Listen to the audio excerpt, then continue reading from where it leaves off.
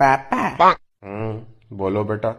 ये सब लोग मिडिल क्लास इतना करते रहते हैं, इसका मतलब क्या होता है मिडिल क्लास का? मिडिल क्लास मतलब हम बेटा। हाँ नहीं, वो तो पता है कि हम मिडिल क्लास हैं, पर इसका मतलब क्या एग्जैक्टली? हम मिडिल क्लास कैसे हैं? विस्तार में बताता हूँ चलो तुमको। देखो बेटा, एक बार एक गांव होता है जिस गांव में तीन लोग रहते हैं। एक का नाम होता है गरीब, एक का नाम होता है मिडिल क्लास, एक का नाम होता है अमीर।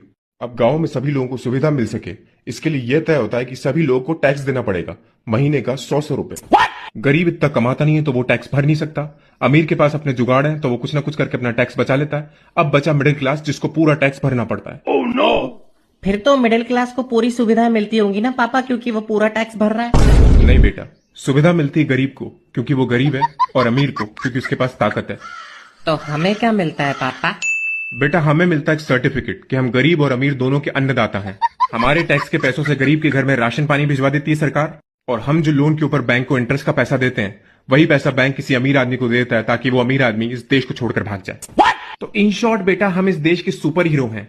अन्नदाता हैं हम गरीबों और अमीरों के। मिडिल क्लास बहुत बड़ा सुपर हीरो। समझ गया पापा।